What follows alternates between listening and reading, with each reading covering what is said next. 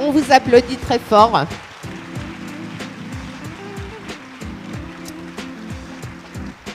Et donc, La nuit, j'écrirai des soleils est disponible auprès de notre libraire. Et Dr Cyrulnik, je pense que vous accepterez de le dédicacer au terme de cet échange. Franz Olivier, c'est à vous. Merci à vous. Bon, je suis très heureux de parler avec Boris Cyrulnik. Bon, on se connaît bien, on se voit souvent, c'est pas la première fois qu'on se livre à cet exercice. Bon, d'abord, vous allez nous engueuler parce que je sais que c'est hors sujet. C'est pas le sujet qu'on est censé traiter, mais on va commencer un peu sur l'enfance, hein, puisque Boris est un spécialiste de tout, spécialiste des animaux, parce qu'il est éthologue, comme vous le savez. Tous, non? Éthologue. Donc il connaît tout sur les animaux. Il connaît tout, et sur les enfants, c'est aussi un grand spécialiste de l'enfance. C'est pour ça que le président a nommé une commission. Hein? Alors, le bébé, j'ai lu dans la bouche de Boris Cyrulnik des propos incroyables sur les bébés, leur mémoire d'éléphant, l'importance de ces 300 jours. Je sais qu'il faut 300 jours pour faire un porc, il faut aussi 300 jours pour faire un bébé. Et le bébé, alors vous dites qu'il a une mémoire d'éléphant, c'est-à-dire c'est une période absolument fondamentale. Alors, il retient tout. La neuroimagerie et les sciences actuelles photographient, démontrent comment cette enfance préverbale est fondamentale. Quand j'étais étudiant, on nous disait que tant qu'un bébé ne parle pas, il ne peut rien comprendre, ou on nous disait que pour qu'un bébé se développe bien, il suffit de mesurer les ingestats et les excrétats. C'est quoi ça? Vous pouvez préciser? Ça, c'est la poésie... C'est le bébé poète. Vous pouvez décrire un peu? Alors, et maintenant, on découvre, on photographie, on fait des évaluations, je crois, défendables, qui montrent que l'enfance préverbale est un moment fondamental de l'existence. Mais c'est un déterminant fondamental, mais pas inexorable. C'est-à-dire que si on réussit les 1000 premiers jours, on est bien parti dans l'existence. Si on les rate, on est mal parti dans l'existence, mais c'est pas perdu pour la vie. C'est-à-dire qu'on démontre la plasticité cérébrale et surtout que le cerveau, j'apprenais que le cerveau était dans sa boîte crânienne coupé du milieu. Et maintenant, on se rend compte que s'il y a un organe social, c'est le cerveau. Et que le cerveau des bébés, qui est en voie de construction dans l'utérus, commence à se construire à ce moment-là sous l'effet des pressions du milieu, de l'écologie utérine et des relations maternelles et de l'histoire maternelle. C'est-à-dire que l'utérus, c'est le déterminant biologique. Les relations maternelles, s'il y a la précarité sociale, s'il y a la violence conjugale, s'il y a la guerre, etc., la mère sécrète des substances qui passent dans le liquide amniotique et qui abîment le cerveau de l'enfant. Donc l'enfant peut arriver au monde abîmé par l'histoire de la mère. C'est la définition de l'épigenèse. Mais il y a un tel bouillonnement synaptique que si on s'occupe des bébés et de la mère très tôt, ça se remet en chantier en 48 heures. C'est-à-dire que le bébé est très facile à traumatiser, mais il est très facile aussi à déclencher un processus de résilience. Ah, il y a un petit problème, c'est bon, c'est reparti. Non, ça s'est arrêté, ça revient. C'est réglé. Oui, c'est réglé. Vraiment, c'est... Bon, bah justement, le mot résilience a été prononcé, hein, puisque c'est ça qu'on doit parler. Absolument. Résilience, ça veut dire quoi? Tout le monde sait, mais c'est bien d'avoir la définition par le patron. Il n'y a pas de définition plus bébête. Hein. On est traumatisé. Le trauma, ce n'est pas une épreuve. L'épreuve, je vais coller ou j'ai été collé à mon bac. Voilà, ça c'est une épreuve. Le trauma, c'est, je comprends. Alors la définition, il n'y a pas plus bébête, c'est la reprise d'un nouveau développement après un traumatisme. Il ne peut pas y avoir de définition plus évidente et plus bébête. Pour essayer d'aller plus loin dans la définition, ça veut dire quoi faire résilience alors? Comment on fait? Comment on fait résilience? C'est un processus. Là, c'est un néo-développement. Comment on fait pour se développer? On se développe avec ce qui est au fond de nous et les pressions qui sont autour de nous constamment. Et ça dure pendant les 100 ans d'existence qui nous sont dus.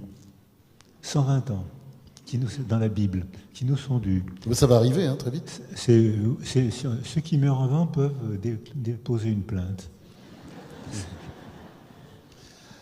Alors, donc ce mot résilience, faire résilience, il y a quand même une réalité, parce que bon, l'intitulé de l'émission, c'est Résilient toi-même, parce que bon, vous êtes un vrai résilient. Moi, je suis quand même aussi d'une certaine façon. Donc voilà, résilient aussi.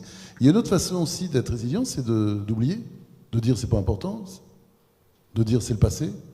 Et le passé, selon la belle formule du poète persan musulman qui adorait le vin et les femmes, Omar Khayyam, le passé est un cadavre qu'il faut jeter.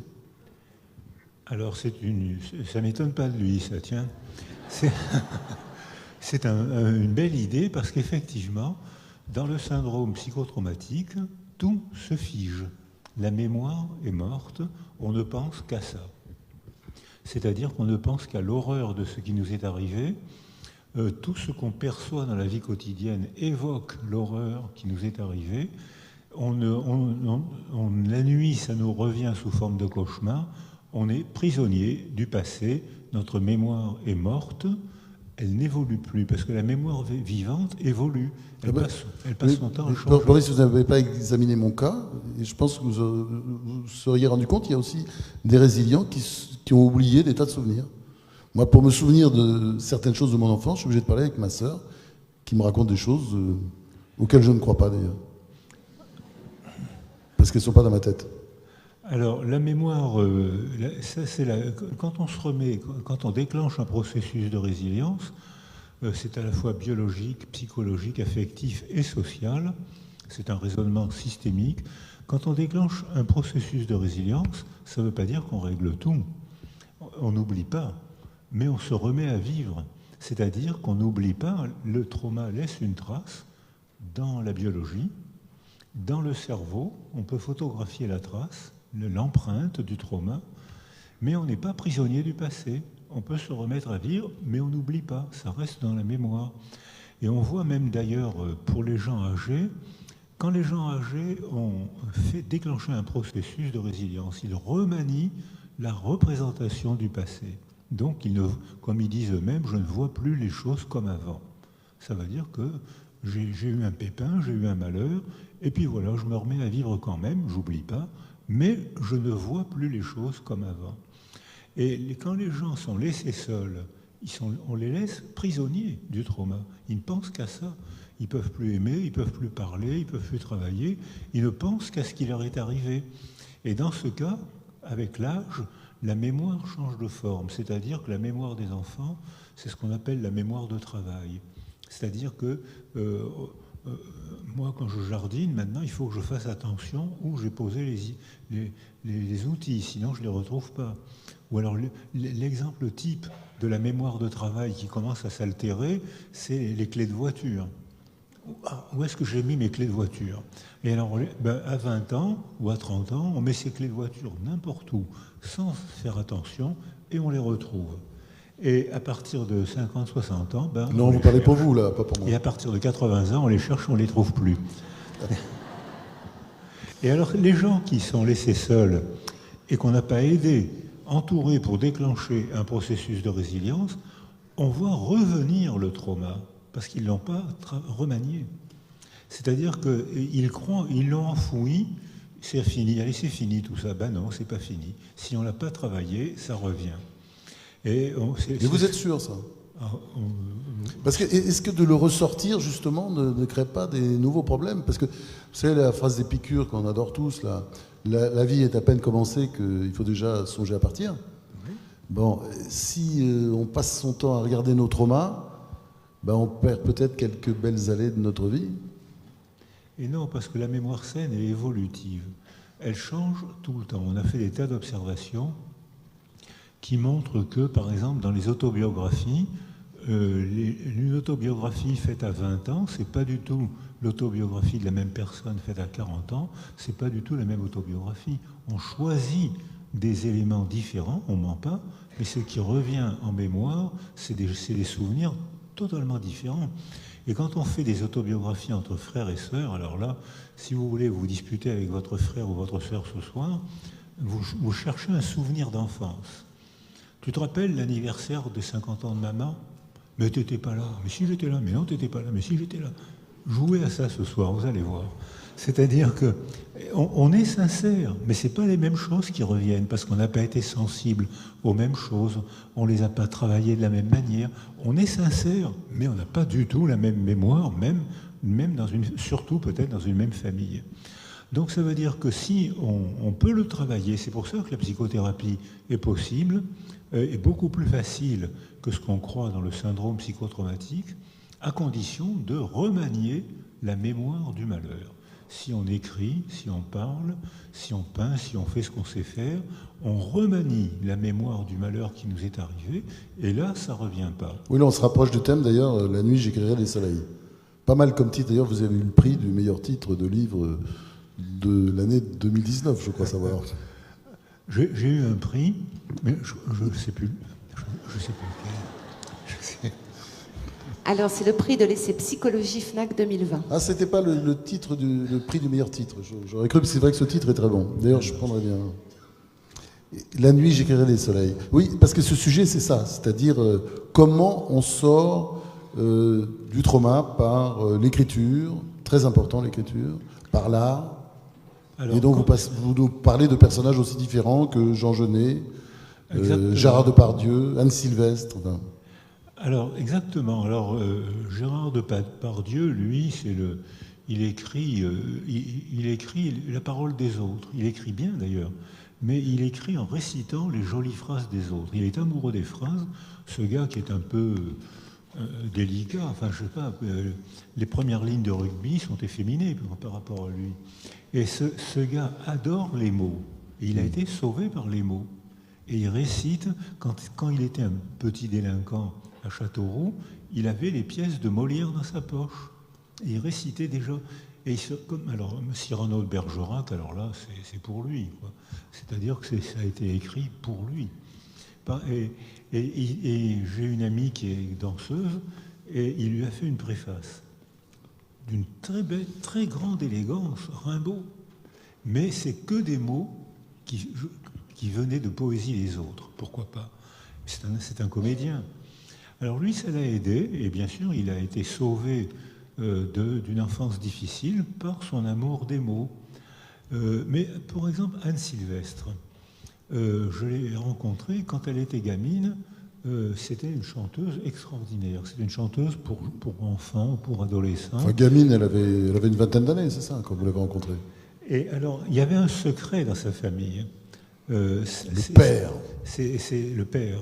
J'ai rencontré Marie Schex et Anne Sylvestre. Marie Schex, malheureusement, n'a écrit qu'un ou deux livres. Formidable.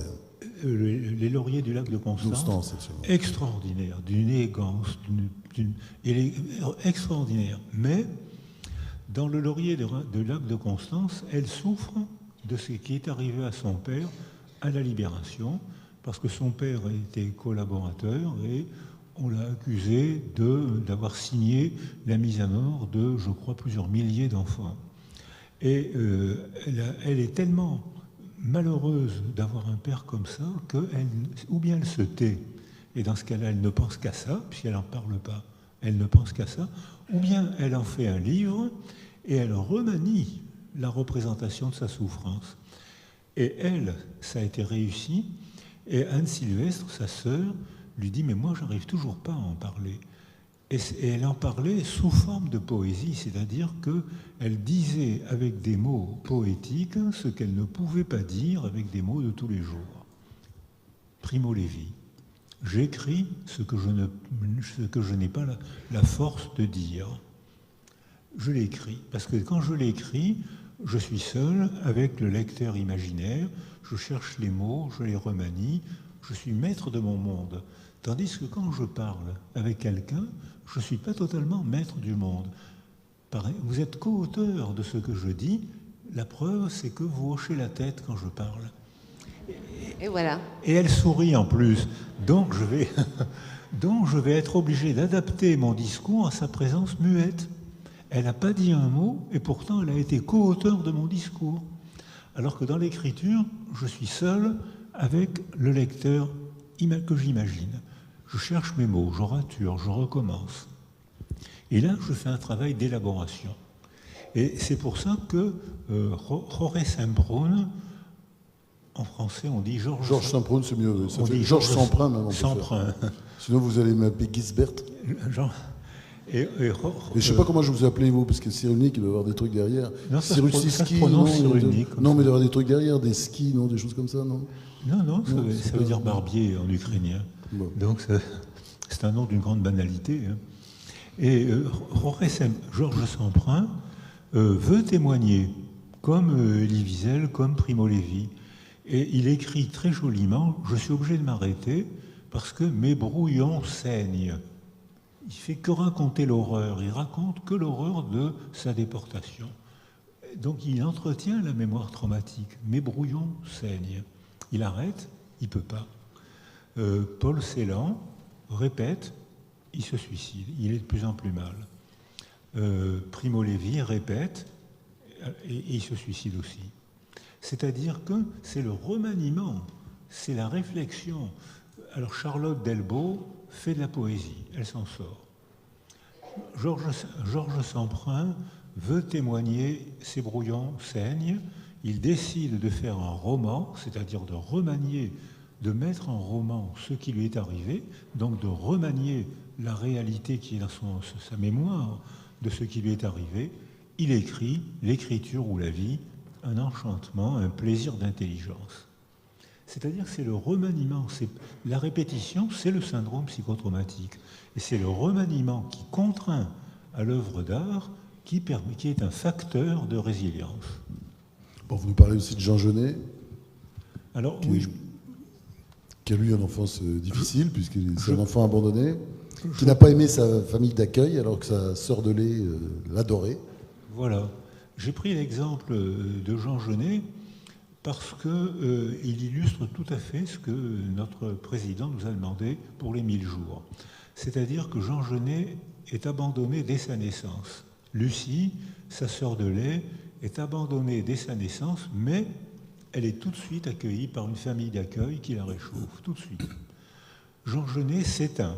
Probablement, son cerveau a dû dysfonctionner parce qu'on a dû le laisser seul pendant 7 mois chez Ceausescu. Hein, vous vous rappelez le témoignage des orphelins de Roumains. J'ai fait des scanners pour ces enfants. Le cerveau atrophie bifrontale et atrophie du système limbique. Personne ne leur parlait, donc leur cerveau n'était pas stimulé. La parole est une nourriture cérébrale. Jean Genet est mis au monde, abandonné, pas de substitut. Son cerveau, probablement, s'éteint. Lucie, sa sœur de lait, est mise au monde, mais tout de suite, elle a une nounou qui la réchauffe et qui la met dans la famille d'accueil des greniers. Qu'est-ce qu'ils disent à l'adolescence? Jean Genet dit « J'habitais chez ces gens-là ». Et Lucie, sa sœur de lait, dit « Il n'y a pas plus gentil que mon père. J'ai été heureuse dans cette famille. » Donc ce qui compte, ce n'est pas les faits. Ce qui compte, c'est la manière dont on éprouve les faits, et ce qui compte, c'est la manière dont on les interprète. Jean Genet interprète tout, il a peur d'aimer. Et surtout, il est terrorisé d'être aimé comme beaucoup d'enfants en carence affective. Bon, on a assez parlé de votre livre, là. si on parlait de vous. Oui, parce qu'il y a un traumatisme chez vous, parce que vous vous intéressez à la résilience et vous-même, vous êtes un grand résilient. Moi, je suis un petit résilient, mais vous êtes un grand résilient. Il serait intéressant de parler de l'acte fondateur du trauma. Vous avez perdu vos parents en déportation, ils sont morts dans les camps. Et puis, vous-même, vous avez échappé de justesse. Et là, vous racontez ça dans votre autobiographie, ou tentative d'autobiographie, Sauve-toi, la vie t'appelle. Il s'est passé quelque chose d'important pour vous le 10 janvier 1944 à Bordeaux. Vous pouvez raconter ? Oui, c'est pas... Et ce qui est intéressant, non, mais c'est de raconter avec justement les différentes histoires qu'il y a eu, enfin la façon que vous aviez de raconter l'histoire, et puis en fait, comme vous avez fait l'enquête, vous vous êtes rendu compte que tout ce que vous pensiez était impossible. L'infirmière n'était pas blonde, elle avait les cheveux noirs. L'escalier n'était pas un escalier de 3 marches moussu, mais était un grand escalier, etc. Alors, racontez-nous ça. Moi, je dirais pas autobiographie. Oui, je sais. J'ai dit tentative, on peut appeler ça, oui. Non, c'est réflexion sur la mémoire. La mémoire autobiographique, c'est ce qu'on pourrait raconter de soi, mais ce qu'on ne raconte pas forcément. C'est la mémoire autobiographique, c'est-à-dire c'est le récit que chacun d'entre nous se fait de soi. J'étais en vacances, mes parents étaient boulangers, voilà. Et là, j'ai fait une réflexion, comme il y a quand même un événement marquant, puisque ma famille a disparu à Auschwitz, ou dans l'armée française, ou dans la résistance, et pendant la guerre, il n'y avait plus personne autour de moi quand j'ai été arrêté, et j'ai réussi à m'évader. Et l'interprétation des faits, c'est pas le fait, c'est l'interprétation qui compte. Quand j'ai réussi à m'évader, j'étais fier de moi. C'est-à-dire qu'on pourrait dire « Oh ben tu as été traumatisé, tu as été emprisonné à l'âge de 6 ans, j'avais très bien compris qu'on voulait me tuer, c'était dit, hein, c'était pas un secret. » Il y avait un Allemand il y avait 2 tables, et un Allemand, comme dans les mauvais films, avec une badine et des bottes, et qui orientait sur une table ou sur l'autre, et j'entendais les gens autour de moi dire il y a une table qui condamne à mort, mais on ne sait pas laquelle. Donc, et il orientait les gens sur une table ou sur l'autre. Donc j'avais bien entendu qu'on allait être tué, qu'on était là pour être tué. Et donc je me suis dit, il ne faut pas que je reste ici. Et j'ai réussi à m'évader dans des conditions invraisemblables, mais grâce à mon premier livre, en 1982, Mémoire de singe, un jour je suis invité sur FR3 Aquitaine, et après l'émission, une journaliste me dit Madame Desroubès, il faut dire le nom de ces gens-là, a laissé son numéro de téléphone, je lui demande son adresse, j'appelle un taxi et je vais la voir. Et on se retrouve 40 ans après comme des amis intimes.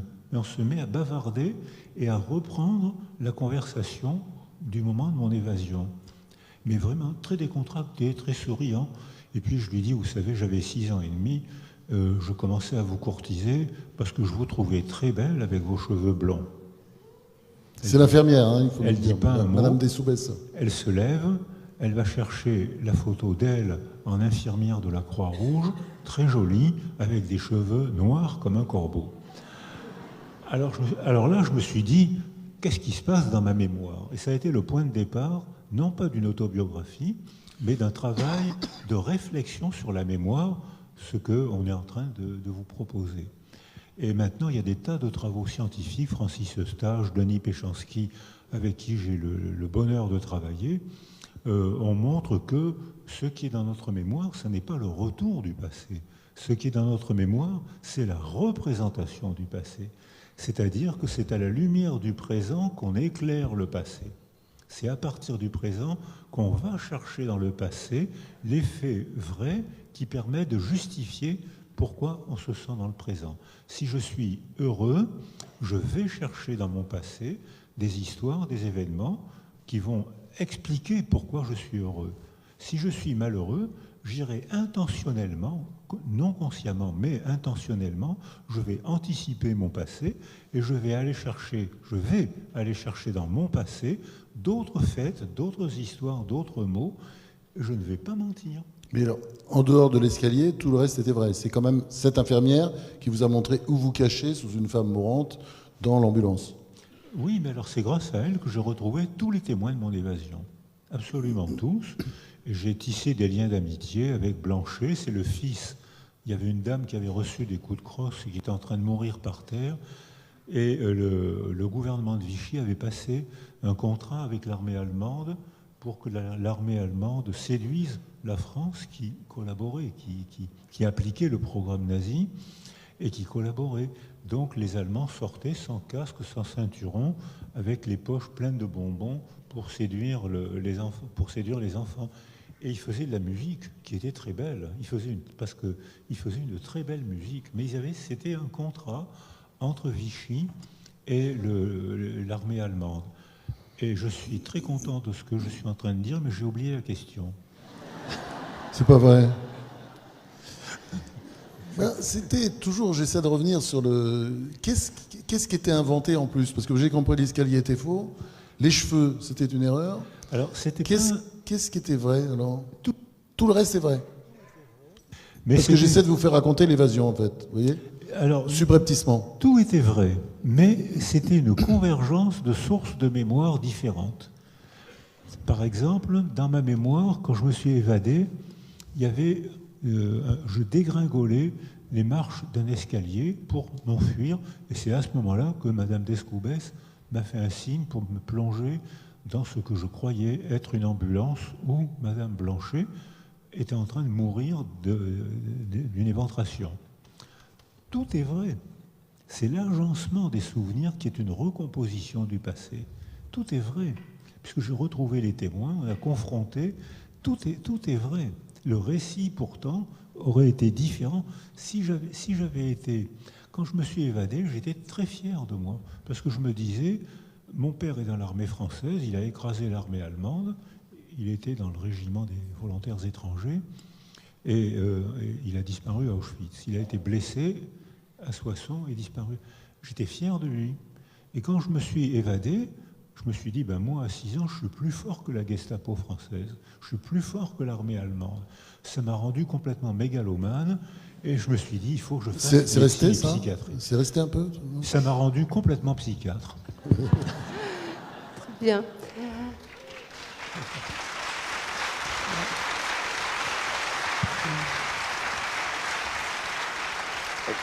Le temps passe très très vite et j'imagine que vous avez des questions. Alors je vous propose de vous signaler et de poser des questions courtes si vous le voulez bien. Alors y a-t-il des questions? Non, il a tout dit. Hein. Non. Parce que voilà, là-haut, s'il vous plaît, ça va pas être simple d'arriver jusqu'à vous. Il y a 2 questions là-haut. Une peut-être en attendant que le micro arrive sur ce sujet de la résilience. Je pense qu'il y a quelque chose qui vous agace, c'est l'injonction ou le conseil, c'est-à-dire que dire à quelqu'un sois résilient, pour vous ça marche pas. Oui, mais ça c'est un contresens total. Voilà. Parce que on peut pas dire sois résilient. C'est un processus entre le sujet blessé et son milieu. Donc si on veut que quelqu'un devienne résilient, il faut l'entourer, le sécuriser, le dynamiser, et à ce moment-là, on peut l'aider à déclencher. Juste une petite question, parce que vous m'avez coupé la chic, parce que je pouvais arrêter vite, mais il y a une question juste que je voulais poser très très courte, et vous répondez brièvement, sur les autres. C'est-à-dire, on a l'impression quand même, pour la résilience, quelque chose qu'on n'a pas dit, on a besoin des autres. D'ailleurs, il y a des personnes, des enseignants, qui ont joué un rôle considérable dans votre vie. Je pense à Marguerite Farge, l'institutrice, et puis ensuite le prof de français latin. Parce que dans la condition humaine, il y a un paradoxe, c'est que je ne peux devenir moi-même que s'il y a des autres autour de moi. Et c'est facile à comprendre. Un bébé seul meurt, c'est clair. Un enfant seul s'altère, il s'éteint, neurologiquement, affectivement, psychologiquement. Un enfant sain à qui on ne parle pas n'a aucune chance d'apprendre à parler. Le paradoxe de la condition humaine, c'est qu'on ne peut devenir nous-mêmes que s'il y a des autres autour de soi. Donc, alors que un serpent, par exemple, il est soumis à son coronavirus, programme. attention. Pardon? Je vais peut-être filer, parce que je l'avais, moi. Je crois que je l'ai, là. Un serpent est soumis à son programme génétique et il se développe sans tenir compte des autres. Il a un programme génétique. Si autour de lui il y a de l'eau, de quoi manger, il va se développer. Nous, êtres humains, c'est nécessaire, c'est pas suffisant. C'est nécessaire qu'il y ait de l'eau, du soleil, de l'oxygène. Et si on a ça, on peut survivre physiquement, mais on meurt psychologiquement. On a besoin des autres. Tout ce qui est dans ma mémoire, c'est les autres qui les ont mis, c'est mes relations. Oui, ça méritait d'être dit, hein, je pense. Et puis maintenant, les questions Absolument. du public. Hein. Alors, une question là-haut, on vous écoute. Oui, bonjour. Merci déjà pour votre présentation. Je voulais savoir, enfin, ce que vous pensiez. Il paraît que le cerveau ne fait pas la différence entre ce qu'il vit vraiment et ce qu'il imagine. Alors, merci de poser cette question, Merci. parce qu'on a fait des travaux qui ont duré 2-3 ans pour répondre à cette question, pour répondre à votre question. On s'est inspiré de Schacht, qui est un excellent neurologue spécialiste de la mémoire. Alors voilà ce qu'on a fait. Monsieur, madame, est-ce que vous voulez mettre votre tête dans une casserole, une grosse casserole qu'on appelle résonance magnétique? Alors monsieur, la dame met la casserole. Monsieur, madame, est-ce que vous voulez nous raconter ce que vous avez fait dimanche dernier? Alors le cerveau part dans tous les sens. Il n'y a pas de nappe, il n'y a pas de taches colorées qui prouvent que les cellules travaillent. Ça part dans tous les sens. Il y a des couleurs, ça ne tient pas. Et puis tout d'un coup, dimanche dernier, toc, les 2 lobes préfrontaux passent au rouge, c'est-à-dire consomment beaucoup d'énergie, dégradent beaucoup de glucose. Dimanche dernier, ah oui, mais j'étais en bateau, tac, image, les 2 lobes occipitaux consomment de l'énergie. Et j'ai réussi à pêcher un poisson comme ça. Donc, je le raconte. Tac, le lobe temporal gauche consomme de l'énergie. Donc, on voit on ne voit pas ce que les gens pensent, mais on voit comment le cerveau travaille. Monsieur, madame, voulez-vous mettre votre tête dans la casserole? Vous ne racontez pas ce que vous avez fait dimanche dernier, mais vous allez nous raconter ce que vous allez faire dimanche prochain. Qu'est-ce que je vais faire dimanche prochain? Hop, ça part dans tous les sens. Ah, dimanche prochain. Oui, je vais aller à la pêche. Tac, les 2 lobes préfrontaux passent au rouge. J'ai une barque. Tac, les 2 lobes occipitaux traitent l'image de la barque. Et je vais pêcher le plus de poissons possible. Tac, le lobe temporal se met à fonctionner.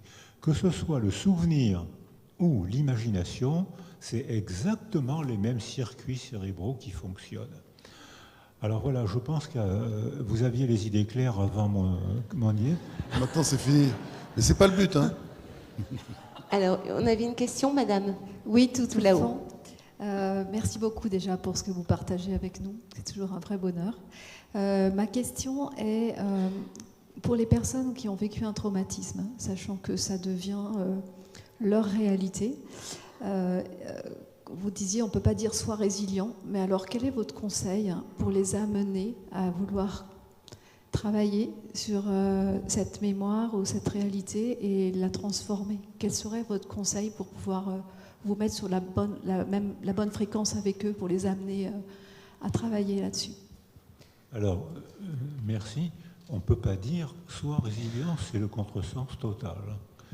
Mais on peut dire, tu as été blessé, ou je me sens blessé, je pense qu'à ça, je ne peux plus revivre normalement. Donc, 2 mots, tout simplement, soutien et sens.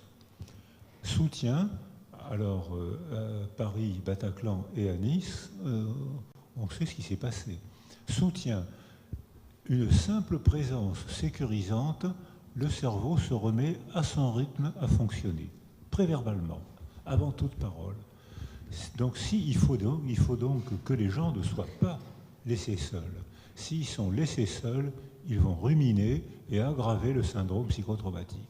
Je suis là, je ne dis pas un mot, mais je suis là, une tasse de café, une bêtise, il fait beau, la bêtise, je suis là. Deuxième temps, vous êtes calmé, vous êtes moins anxieuse. Maintenant, on va travailler le sens, et là, il faut parler. Là, il faut chercher à comprendre, et là, on rejoint ce qu'on vous a proposé jusqu'à maintenant. Là, on travaille les processus de mémoire, et comme disent les gens, je ne vois plus les choses comme avant, je n'ai pas oublié, mais je ne suis plus prisonnier du passé. Donc, avec 2 mots, on a le principe de la résilience. Mais il y a une très grande inégalité des traumatismes. Il y a des gens qui sont traumatisés pour un rien et d'autres qui traversent des traumas effrayants en souriant. Et ça, c'est dû aux 1000 premiers jours. Quand les 1000 premiers jours ont été bien structurés, le bébé préverbal a acquis des facteurs de protection qui fait qu'en cas de malheur, et dans la vie c'est pas rare, hein, en cas de malheur, il va souffrir, mais il va affronter. alors que celui qui a acquis dans sa petite enfance préverbale des facteurs de vulnérabilité, la solitude, la maltraitance, le malheur de sa mère, à ce moment-là, le même impact, l'adulte, l'adolescent, ne pourra pas le surmonter, et lui, elle fera un syndrome psychotraumatique, mais soutien et sens, on peut l'aider à s'en remettre. Merci beaucoup. Monsieur va poser la dernière question. Oui, bonjour et merci. Dans l'actualité, il est ressorti beaucoup d'affaires d'enfants donc, qui ont été victimes dans leur enfance, soit d'abus sexuels, soit de maltraitance physique ou mentale. Et le cadre dans lequel ces affaires ressortent, c'est-à-dire plusieurs décennies après, est souvent de plus en plus médiatisé, c'est-à-dire dans un cadre très médiatique. Est-ce que vous pensez que le déroulement dans lequel ces affaires ressortent, c'est-à-dire le cadre très médiatisé de ces expressions d'une maltraitance ou d'abus dans la petite enfance, est de nature à favoriser la résilience des adultes qui ont subi ça dans leur enfance? Merci. Alors, si j'ai bien, je ne suis pas sûr d'avoir compris. Est-ce que ceux qui ont eu une maltraitance, comment ils vont se développer, ou c'est la mémoire de la maltraitance qui peut revenir longtemps après? C'est plutôt le fait que ça se passe très longtemps après et dans des conditions de plus en plus avec médiatisées oui. Et avec y compris des controverses qui se déclarent dans le cadre médiatique et non plus dans le cadre de cabinets, de psychiatres ou de psychologues. Alors là, je vais me faire des ennemis. C'est qu'il y a eu une épidémie de croyances aux États-Unis qui partait là-dessus. Beaucoup de femmes retrouvaient la mémoire du viol ou la mémoire de l'inceste. Et ces deux femmes, et beaucoup d'hommes ont été condamnés. Quand j'étais praticien, j'ai eu à accompagner des cas comme ça, et on a découvert par hasard que c'était des faux souvenirs. Et c'était même des souvenirs greffés par le psychothérapeute ou la psychothérapeute. C'est-à-dire que l'épidémie psychique aux États-Unis a condamné plusieurs milliers d'hommes, et c'est deux femmes qui l'ont arrêté. Elizabeth Loftus, professeure de neurologie, je ne sais plus aux États-Unis, Loftus, et Cheryl Mullern, anthropologue aux États-Unis. Je les ai rencontrées toutes les deux. Et c'est elles, avec l'aide des femmes juges, puisque dans la magistrature, il y a une majorité de femmes, ce sont ces femmes qui ont arrêté les inculpations abusives. C'est que c'était... et moi, quand j'étais praticien, ça m'est arrivé. Une jeune femme avait dénoncé, son père et son frère l'avaient partousée. Elle avait eu des relations... Elle a été au commissariat, les deux hommes ont été arrêtés, l'un des deux s'est pendu, je ne me rappelle pas si c'est le père ou le frère. Elle est arrivée à Toulon où je pratique, sa famille émue est venue la chercher pour le week-end. Premier week-end, ça s'est bien passé, deuxième aussi. Troisième week-end, elle va au commissariat déposer plainte contre son oncle et ses cousins qui l'avaient partousé. Sauf que ce jour-là, il y avait un mariage et toutes les femmes ont témoigné que les hommes n'avaient pas quitté la salle. J'ai plein d'exemples comme ça. L'autre jour, j'ai une dame, je fais une formation à Paris, et une dame me dit « Mon psychothérapeute m'a dit que si je me sens mal, c'est parce que mon père m'a violée et j'ai été victime d'inceste, mais je n'en ai aucun souvenir. » Donc c'est l'exemple type que décrit Elizabeth Loftus. Il y a beaucoup de femmes violées qui ne vont pas au commissariat. Quand j'étais praticien, il y avait beaucoup d'incestes qui refusaient d'aller au commissariat. Mais là, c'est le cas contraire. Il arrive que des femmes, peut-être des hommes aussi, je ne sais pas, que des femmes non violées aient ce que Elisabeth Loftus appelle des souvenirs greffés. C'est le psychothérapeute qui suggère cette explication. Voilà, maintenant que je vous ai répondu comme ça, je sais que mon espérance de vie est fortement réduite.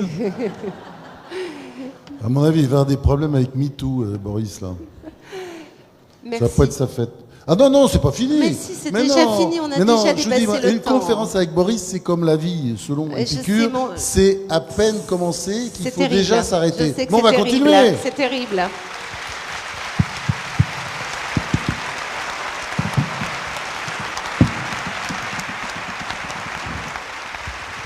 Ah oui, il s'est applaudi lui-même, hein, donc il est vraiment victime du syndrome dont il parlait. Il s'applaudit lui-même. Hein. On vous applaudit vraiment tous les deux. Et puis, effectivement, la bonne nouvelle, c'est qu'on peut vous retrouver à la librairie où vous allez signer vos ouvrages j'écrirai respectifs. Des soleils. Et puis l'autre livre aussi, Appelle... La vie t'appelle. La vie t'appelle. Voilà. Voilà. Voilà.